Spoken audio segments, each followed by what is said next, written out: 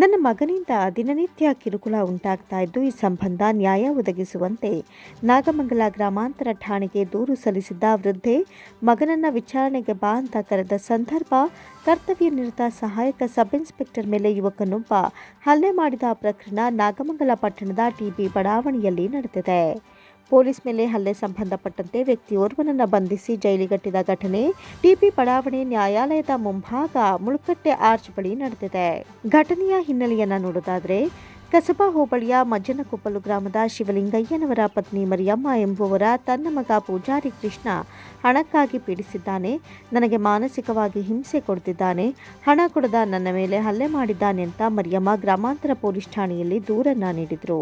ಈ ಸಂಬಂಧ ಗ್ರಾಮಾಂತರ ಠಾಣೆಯ ಎಎಸ್ಐ ರಾಜು ಅವರು ಟಿಬಿ ಬಡಾವಣೆಯ ನ್ಯಾಯಾಲಯದ ಮುಂದಿರುವ ಜ್ಯೂಸ್ ಅಂಗಡಿಯ ಮುಂದೆ ಶನಿವಾರ ಮಧ್ಯಾಹ್ನ 1:30 ಸಮಯದಲ್ಲಿ ಕೃಷ್ಣ ನಿಂತಿರೋದನ್ನ ಗಮನಿಸಿ, ಎಎಸ್ಐ ರಾಜು, ನಿಮ್ಮ ತಾಯಿಯರವರು ನಿಮ್ಮ ಮೇಲೆ ದೂರು ನೀಡಿರೋದನ್ನ ತಿಳಿಸಿ ಠಾಣೆಗೆ ಬಾ ಅಂತ ಕೂಗಿದ್ದಾರೆ. ಈ ಸಂದರ್ಭದಲ್ಲಿ ಎಎಸ್ಐ ರಾಜುರವರಿಗೆ ಅವಾಚ್ಯ ಶಬ್ದಗಳಿಂದ ನಿಂದಿಸಿದ ಪೂಜಾರಿ ಕೃಷ್ಣ ಅಧಿಕಾರಿಯನ್ನ ತಳ್ಳಿ ಕೆಳಗೆ ಕೆಡವಿ ಕಲ್ಲಿನಿಂದ ಹೊಡೆಯಲು ಮುಂದಾಗಿದ್ದಾನೆ. ಈ ಸಂದರ್ಭದಲ್ಲಿ ಸಾರ್ವಜನಿಕರು ಪೊಲೀಸರ ಮೇಲೆ ಹಲ್ಲೆಯನ್ನ ಖಂಡಿಸಿ ಪೂಜಾರಿ ಕೃಷ್ಣನನ್ನ ಹಿಡಿದು ಪೊಲೀಸ್ ವಶಕ್ಕೆ ಒಪ್ಪಿಸಿದ್ದಾರೆ. ಈ ಸಂಬಂಧ ನಾಗಮಂಗಲ ಪಟ್ಟಣ ಪೊಲೀಸ್ ಠಾಣೆಯಲ್ಲಿ ದೂರು ದಾಖಲಿಸಿದ್ದಾರೆ. ಆರೋಪಿಯನ್ನ ಈಗಾಗಲೇ ನ್ಯಾಯಾಂಗದ ವಶಕ್ಕೆ ನೀಡಲಾಗಿದೆ.